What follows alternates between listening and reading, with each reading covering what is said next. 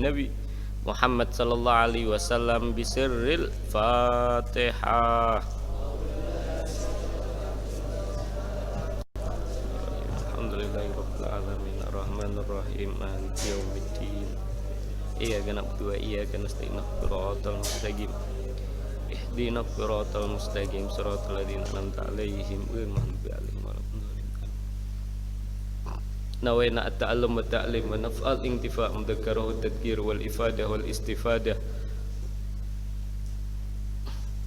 wal hatta 'ala tamasuk bi kitabillah wa sunnati rasulih wa du'a ilal huda wa dalal khair ibtigha wa jila madzati wa qurbi wa tawabi wa il arwahi walidina walidikum wa ahlina wa ahlikum wa amwatina wa amtikum wa dhil hug alaina dhil hug alaikum wa li jami'il muslimin wal muslimat wal mu'minin wal mu'minat nallahi taghashahum birrahmah wal maghfirah waskinum bil jannah wa yahtimu lana wa lahum fil husna fi khairin wa lutfin wa saratu ila hadratin nabi Muhammad sallallahu alaihi wasallam bisirril Fatihah.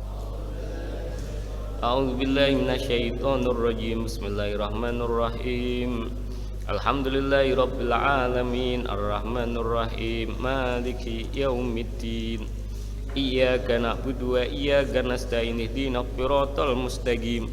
Siratal ladzina an'amta 'alaihim ghairil maghdubi 'alaihim waladdallin. Rabbi firli wa li walidayya wa li jami'il muslimina amin. Radhiyallahu anhum qala musannif rahimallahu ta'ala wa nafa'ana Allah bihi wa bi ulumi fid dharaini amin ya rabbal alamin. Putih niki?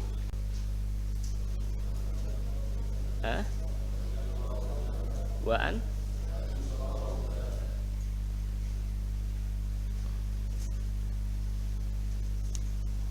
Suratul Fatihah. Enggak. Coba lihat. Header mana header? Mana header? Depan.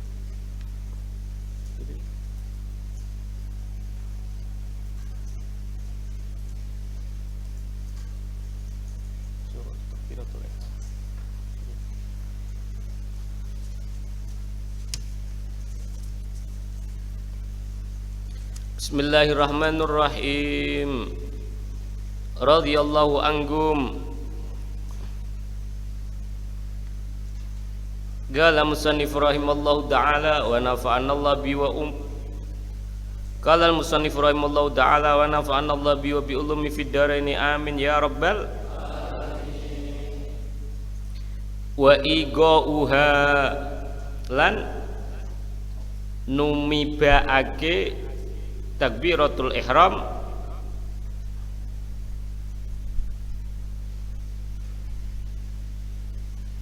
wa igha'uha lan numibaake takbiratul ihram halal istiqbali ing dalem tingkah madhep kiblat.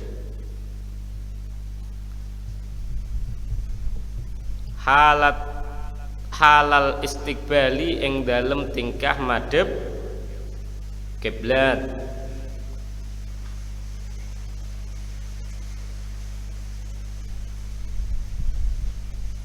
Wa alla yukhilla lan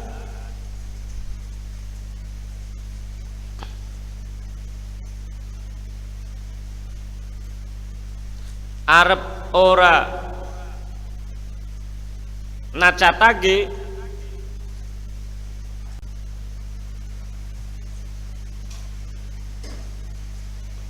wa alla yukhilla lan arep ora nacatake sapa wong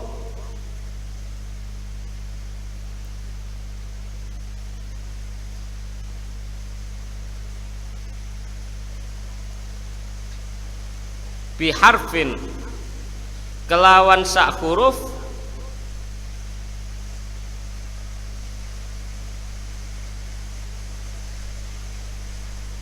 min hurufiha saking piro-piro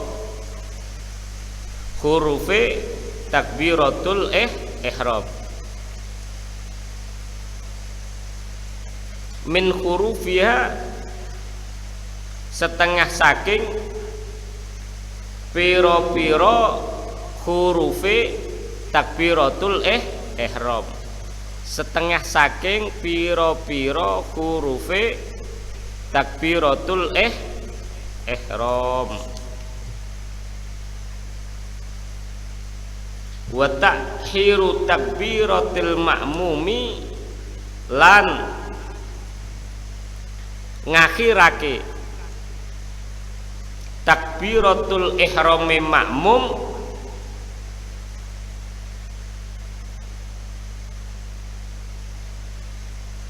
lan ngakhirake takbiratul ihrami makmum an takbiratil imami saking takbiratul ihrami imam.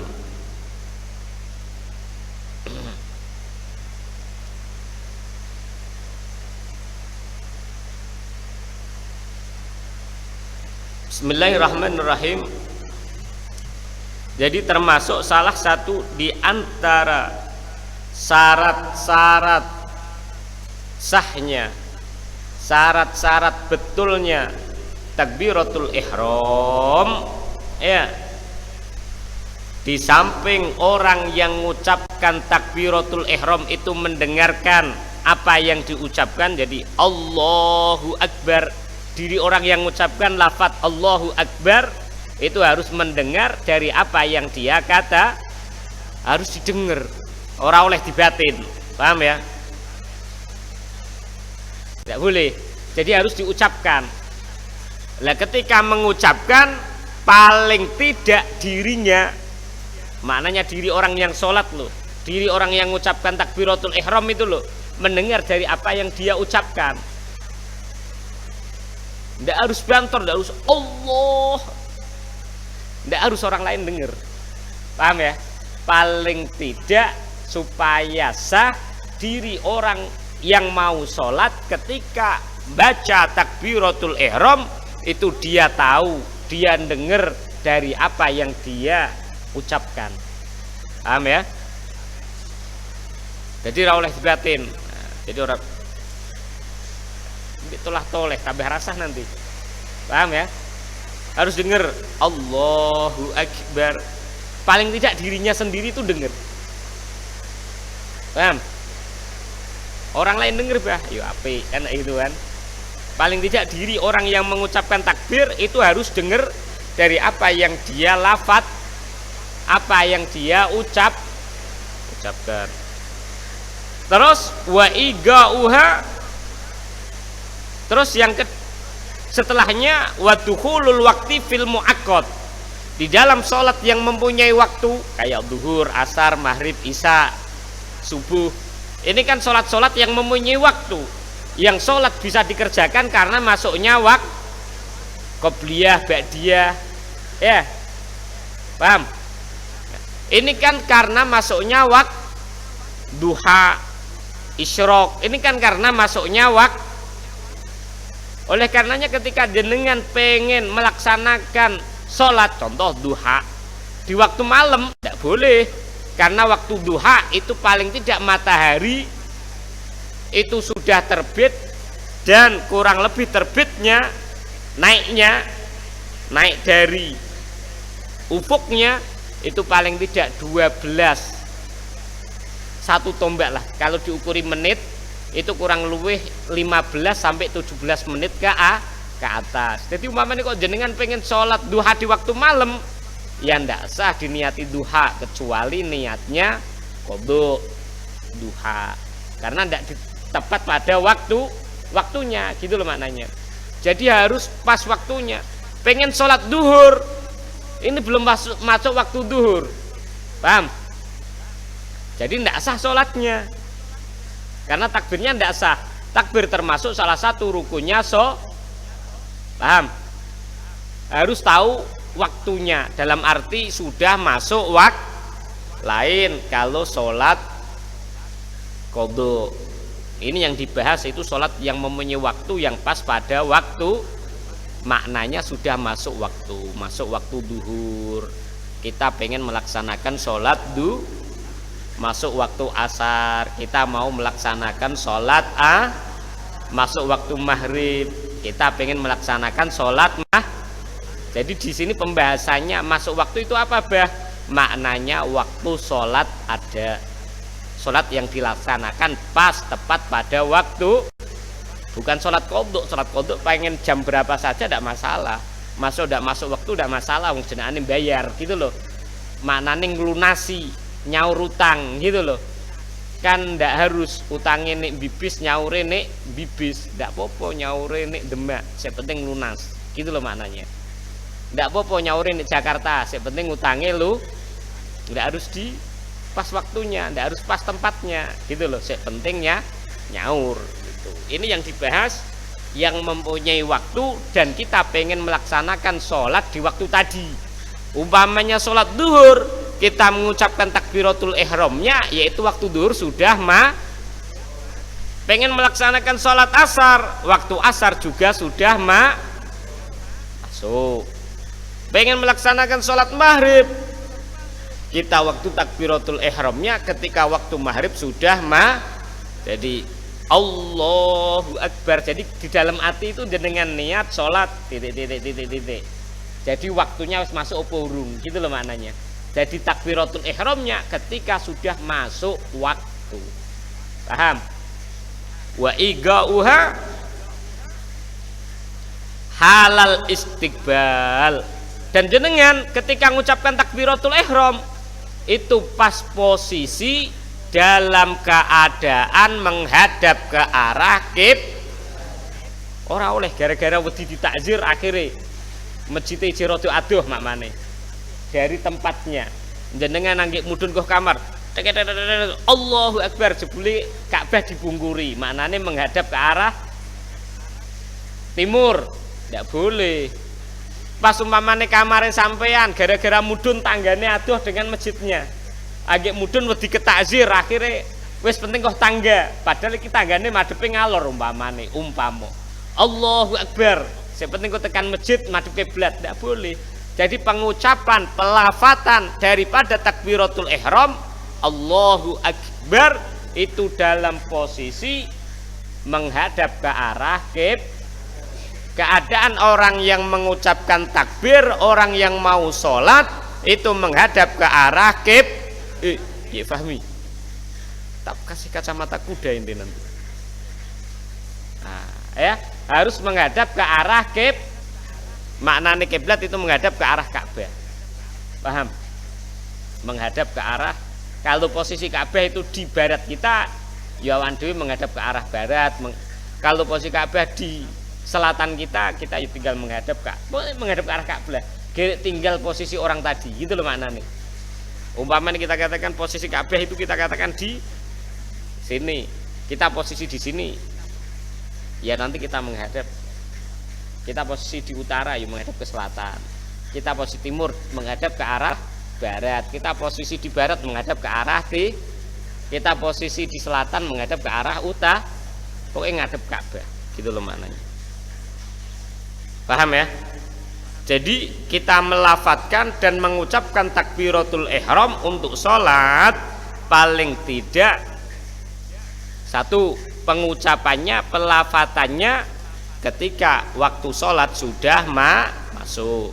Yang seterusnya yaitu pelafatan dan pengucapan takbiratul ihram yaitu ketika posisi orang yang mau sholat dalam keadaan menghadap ke arah kiblat, menghadap ke arah Ka'bah. Wa alla yuhilla biharfin min hurufiha. Terus selanjutnya ini yang nomor 15 insyaallah ya, orang yang mengucapkan takbiratul ihram tidak boleh merusak salah satu huruf daripada huruf-huruf takbiratul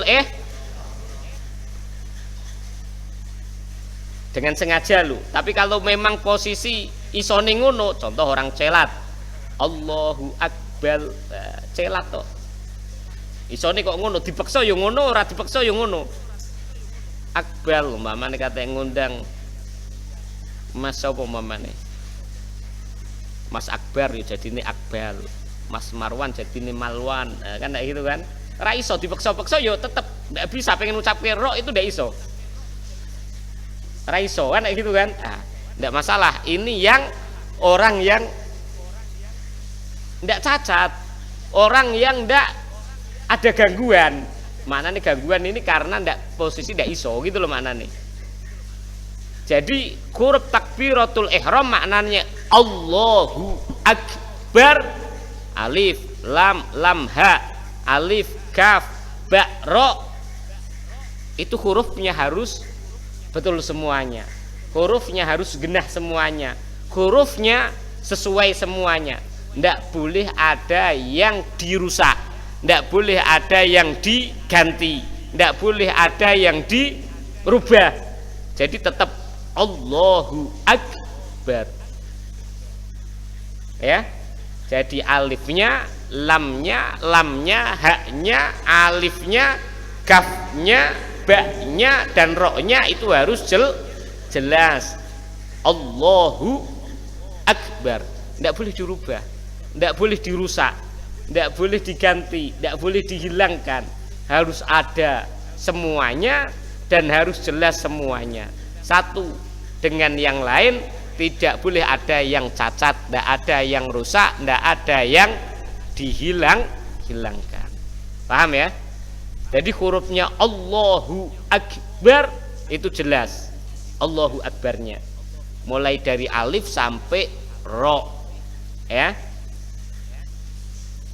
Terus yang nomor 16, wa tahiru takbiratil ma'mumi an takbiratil imam. Kalau pengen sah takbiratul ihramnya, kalau kita posisi sebagai makmum, kita posisi sebagai makmum, setiap makmum pasti ada imamnya ya kan, maka takbiratul ihramnya makmum ini letaknya harus setelah takbiratul ihram yang diucapkan oleh imam. Jadi harus imam duluan. Tidak boleh jadi makmum takbiratul ihramnya mendahului imam, tidak sah nanti makmumnya. Kalau tidak sah status kita sebagai makmum, tidak sah sholatnya. Karena syarat sahnya sholat kalau makmum itu harus mengikuti imam, itu ada tujuannya diikuti. Jadi orang itu mendahului tidak oleh mendahului pemimpin, gitu loh maknanya. Paham ya? Jadi kalau pengen sah takbiratul ihramnya makmum, takbiratul ihramnya jenengan, maka imam itu takbiratul ihramnya harus posisinya lebih dahulu daripada takbiratul ihramnya artinya takbiratul ihramnya makmum itu pelaksanaannya, itu pelafatannya, itu pengucapannya setelah kita mendengar imam sudah melaksanakan dan mengerjakan ataupun melafatkan takbiratul paham gitu. Ada pertanyaan?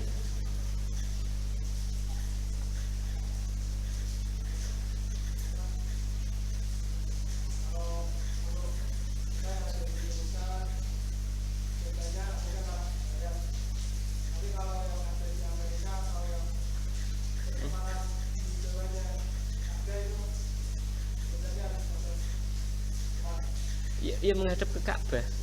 Jadi umpamanya kan perputaran bumi kan jelas, artinya mungkin yang ada di muter kan, wasam sutajil mustaqaril hadzalika takfirul azizil alim. Jadi yang ada yang di arah barat yang ngadepnya umpamanya Ka'bah posisi di timur, ya menghadap ke timur. Paham ya? Kalau posisi yang di barat Ka'bah posisinya yang menghadap ke arah timur karena posisi Ka'bah otomatis berada di timurnya, kan gitu kan. Kalau dia posisi di timur Ka'bah otomatis menghadap barat karena Ka'bah pasti di arah baratnya. Oleh karenanya, maaf, di dalam sebuah riwayat itu dikatakan yang tidak sah sholat, artinya makruh lah. Itu sholat menghadap hammam walaupun tetap kiblat atau di atas Ka'bah. Karena gitu Pak. Tapi kalau masih di timurnya tetap. Jadi maknanya umpamanya walaupun kita sholat di sana menghadapnya ke barat, tetap itu bermakna menghadap ke arah Ka'bah semuanya.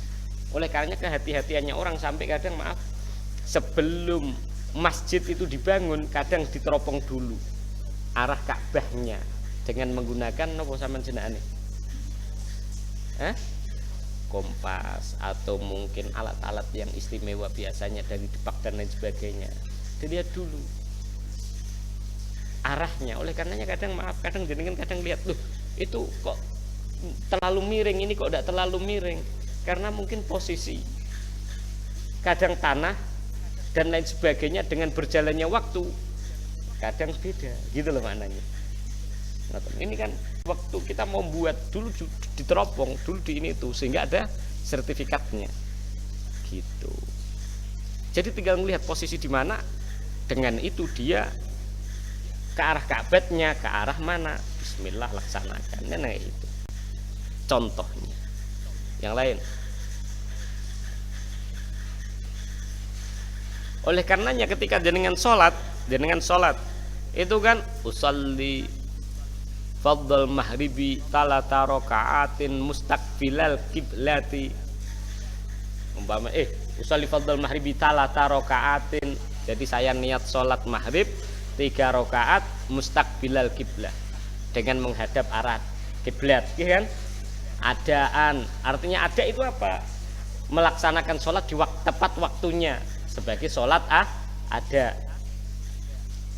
Makmuman sebagai makmum atau imaman sebagai imam, posisinya umpamanya jadi imam ya jadi pelafatannya niat yaitu niat sebagai imam, kalau makmum ya sebagai makmuman fardhon lillahi ta'ala. Mesti orang sholat mustaqbilal kiblati adaan imaman atau makmuman lillahi ta'ala, menghadap kiblat sebagai sholat ada fardu karena Allah ta'ala. Faslun utawi ikilah fasal suwiji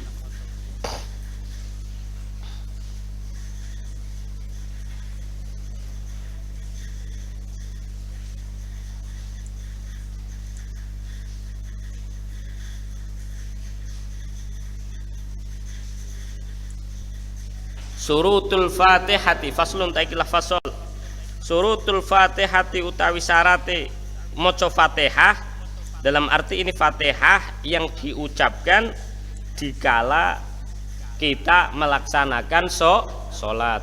Maknanya fatihah yang dibaca oleh seseorang ketika dia melaksanakan sholat. Jadi maca fatihah itu rasa enake dhewe, ada syaratnya, ada ketentuannya, ada undang-undangnya supaya fatihahnya bisa betul. Karena itu kan yang pertama apa? Surutul fatihati utawi piro-piro syarate maca fatihah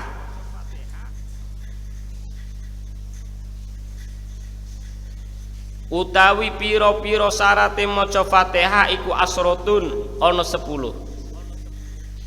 Jadi orang ketika melaksanakan sholat setelah takbir dalam keadaan berdiri menghadap ke arah kiblat, rukun yang setelahnya yaitu membaca fatihah.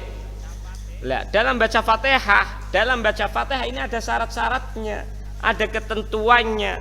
Nah, di sini dikatakan oleh musonef, dikatakan oleh muallif kitab Safinah ini bahwa syarat-syarat baca fatihah ini ada 10.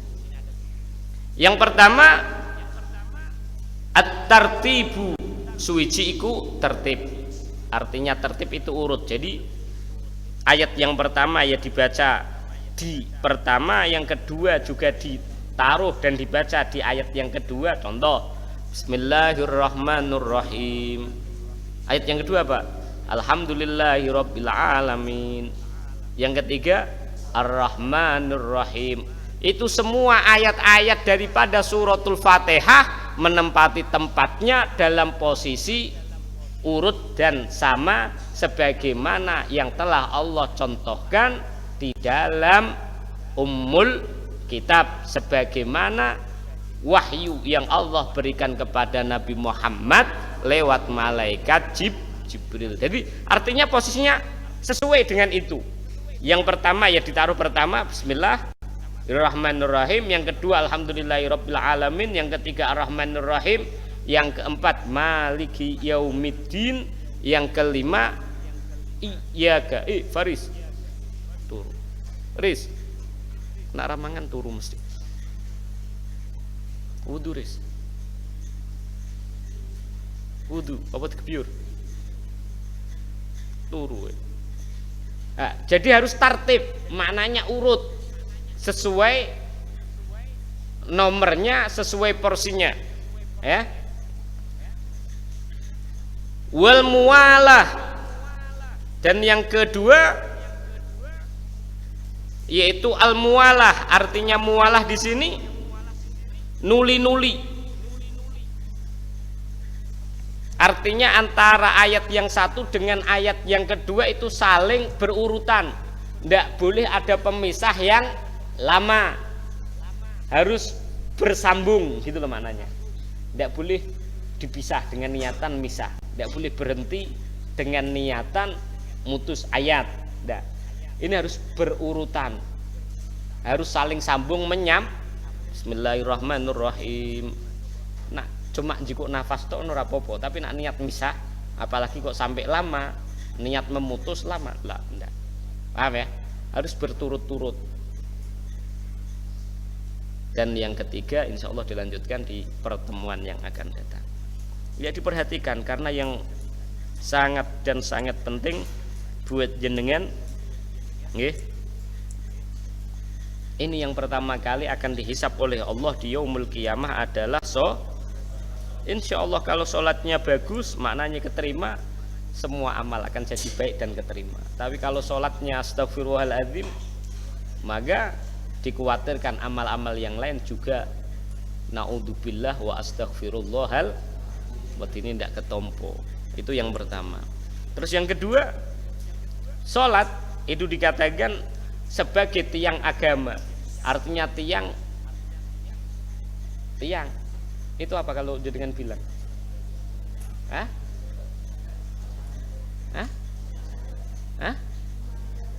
Apa yang tiang penyangga. Ketika penyangganya itu tidak kuat, nanti agamanya juga akan roboh, runtuh, bangunannya tidak kuat. Oleh karenanya orang ketika pengen bikin bangunan, paling tidak penyangganya itu harus kuat dan kokoh, supaya bangunannya kuat dan kokoh, tidak mudah rontoh. Itu juga sholat, ketika sholatnya itu kuat, maka agama seseorang pun akan kuat. Sehingga di situ dikatakan as-shalatu imaduddin. Sholat itu adalah tiangnya atau penopangnya atau penyangganya agama seseorang. Maka jika dia mendirikan sholat, insya Allah sholat agamanya akan kuat karena penopangnya kuat, karena penyangganya kuat. Tapi ketika sholatnya dangtek, sholatnya sakarpe dhewe, bangunannya bisa roboh nanti. Oleh karenanya kuatkan sholat dan diutamakan sholat jamaah. Semoga barokah manfaat fiddin wa dunyal akhirah. Bismillahirrahmanirrahim.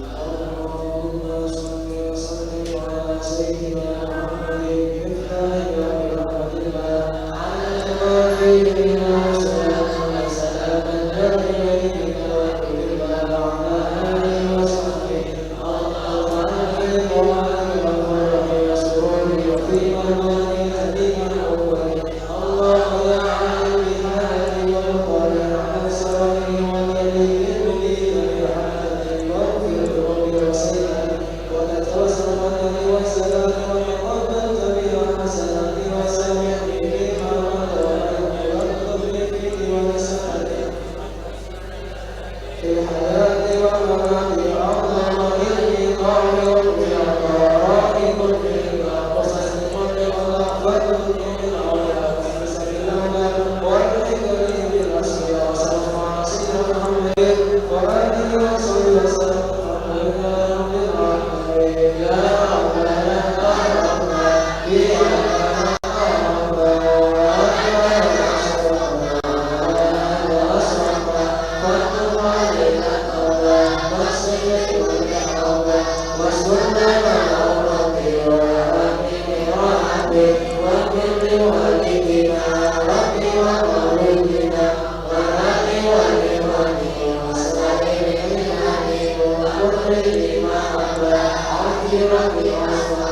والمسلمين أسماء وقنا ربي اسمع فتولنا